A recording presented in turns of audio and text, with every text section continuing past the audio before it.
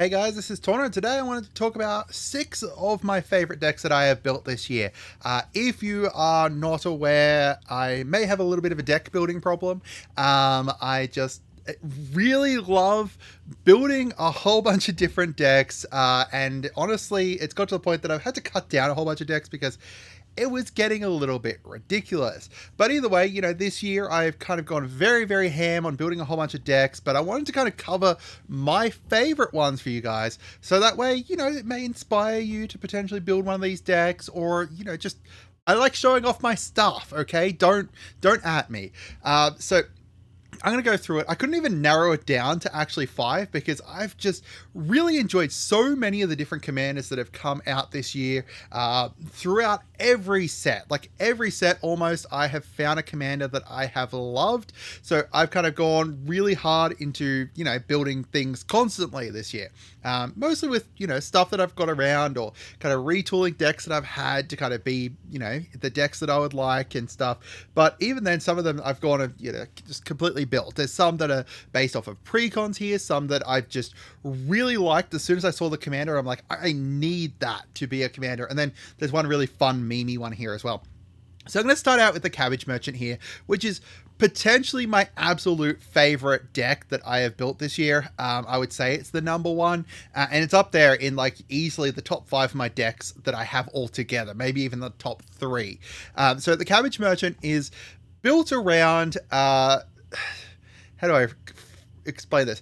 Trying to get as much mana as possible, and then dumping it into Helix Pinnacle as fast as possible. And so far, this deck is undefeated.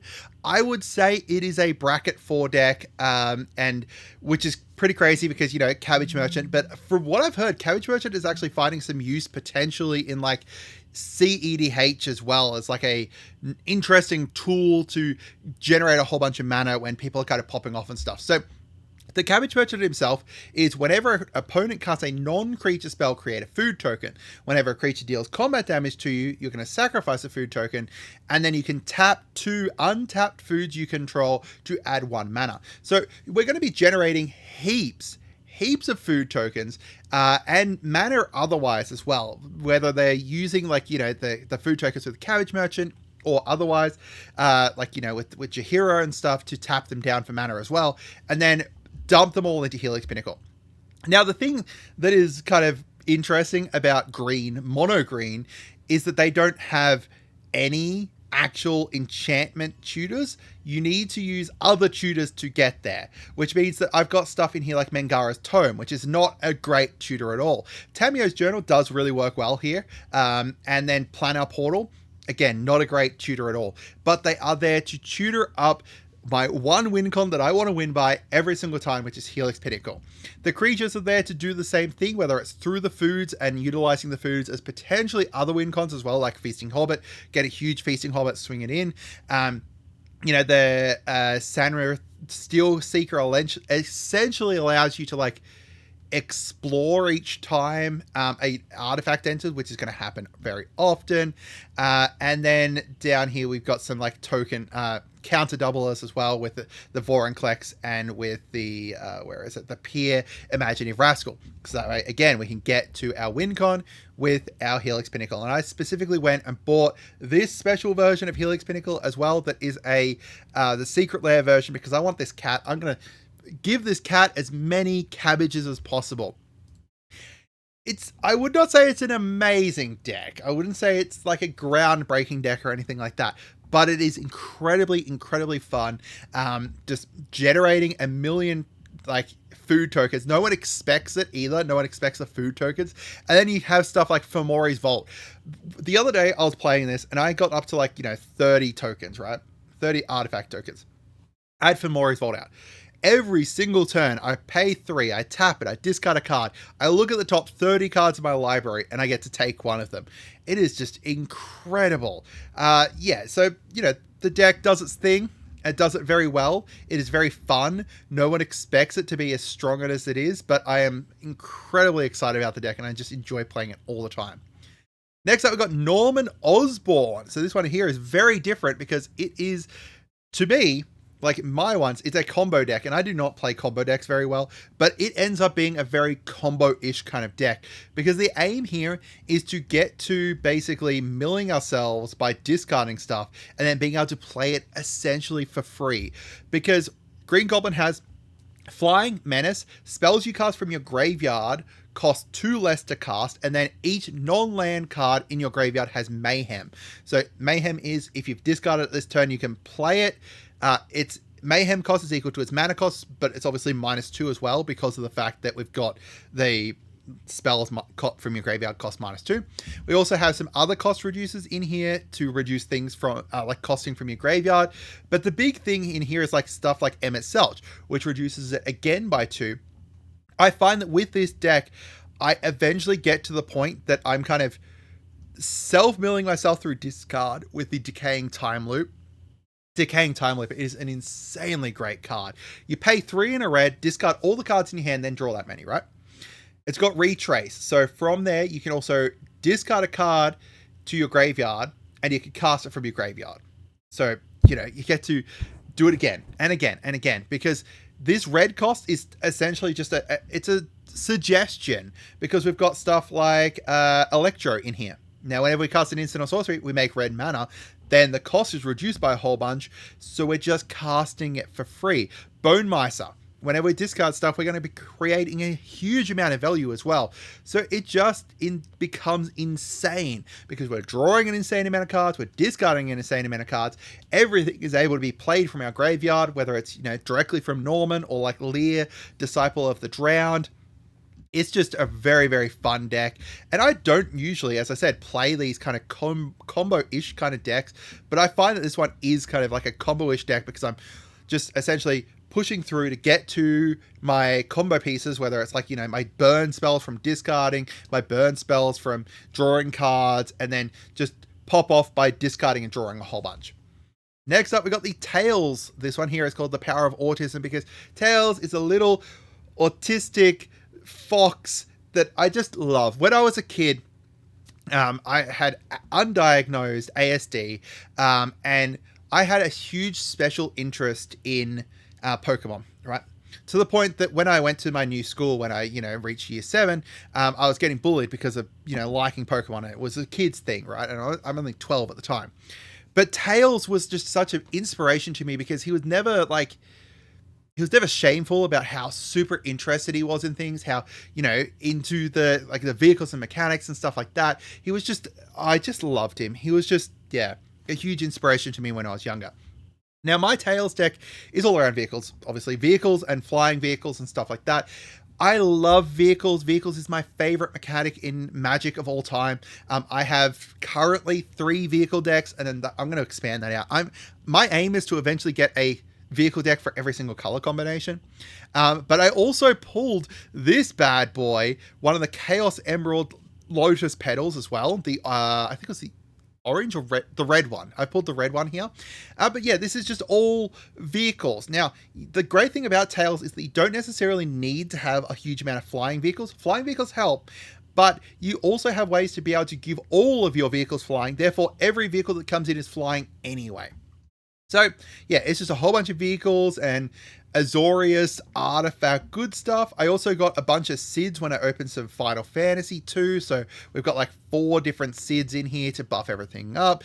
And because they buff based off of artificers you control or artificer cards in your graveyard, Tails is an artificer as well. So it's just amazing. I love it. Yeah, it's just a very, very fun deck. It's very kind of, I'm going to create a whole bunch of vehicles and you can't do stuff about them, and they're going to also fly over top of your head and draw me cards, and goodbye. All right, next one here, our number 4 is, well, not number 4. They're not like in order, except for, I guess, the Cabbage Merchant is my highest one, as I said, because I just love all of these ones equally. Like, it's just very fun. So this one here is Temet Necromoon's Will, based around the Temet from the not OTJ, from the Aether Drift precon. Now, a lot of people took this precon and they went really hard into Hazazon, and then you went into like the discard and then playing things for cheap. But I went the opposite direction because I really love Temet. I thought Temet was really interesting and a very fun card that can kind of... No one expects it to get as huge, like get all of your zombies as huge as he does. Because he is just, whenever you draw a card, zombies you control get +1/+1 until end of turn.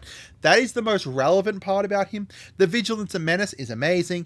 The fact that whenever you attack, you can draw a card that discard, again, amazing. But I just went really, really hard into card draw with this, so... We've got a whole bunch of stuff that just helps card draw, discard to then card draw as well. We've got stuff like Wizard's class here, so then when we draw, we get to buff up stuff, or Teferi, so now we draw twice. Kindred Discovery, every time a zombie comes in, we're drawing. It's just, yeah, a huge amount of card draw. You're going to get a huge amount of cards, and then from there you just turn them into a huge board of zombies that you swing at people. And no one really expects zombies to get big. They expect zombies to get wide, and you have a whole bunch of 2/2 zombies and stuff. But when you get up to there and you've got, like, you know, 10 zombies that also have flying because you've got On Wings of Gold, it's just hilarious. I just really, really love it. I really enjoy it. And I think this precon was honestly really great. I thought it was just a very, very fun precon.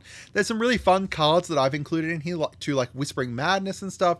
So that way you get to discard your card, discard your hand, then draw that many. Now, technically, because of the fact that the cipher happens on it as well, you don't get to really do this before you deal damage to things, but it's still a fun card that no one really uses, and I feel like it's a very fun card in this deck, at least in my opinion. And zombies just really work well with discard and draw anyway, so it's just a really great deck.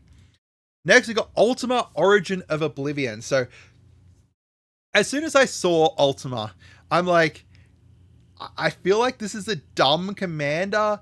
If I was to just do Ultima, I play my Ultima out before I play other things, and then I start pumping out these huge freaking Eldrazi, because no one expects Eldrazi to not have like an Eldrazi commander necessarily, and there is Eldrazi commanders that are probably better here, like, you know, Ulamog or Kozilek or the other Ulamog or something like that, right? Like, people really think that those are great commanders, and they're the things that where you sit down against someone and they bring out their Ulamog deck and you're like, mate, really? Do you have to? Meanwhile, I could bring out my Ultima deck and just really kind of catch people off guard, because they're like, what? What? Why? And because of the fact that Ultima makes it so that all of your things that tap for colorless, tap for an additional colorless, so he's suddenly ramping you, right? So you play him on turn 5. Turn 6 rolls around. You've got 6 lands out. You've got 12 mana. Potentially 12 mana. You could have even more than that. 12 mana, that's casting basically any of our Eldrazi. And it is just hilarious. It gets out of control so quickly. Especially when you got stuff like Echoes of Eternity, doubling your triggers and stuff. It's just, to me, a very fun deck. I assume it's not a very fun deck to verse, but personally, I think that it's just a fun deck to play. And it's one of those decks that I kind of whip out when people are getting a bit too big for their britches, essentially. All right, now the final one here we got is Tidus Yuna's Guardian. So I've played a whole bunch of Final Fantasy X, and Tidus is just, he's my spirit animal. He comes in, he meets Yuna, he falls in love with Yuna. I'm a massive romantic, so it's just, I really relate to Tidus, except for not being a himbo. I think that he's just a great character, and his deck was just very fun.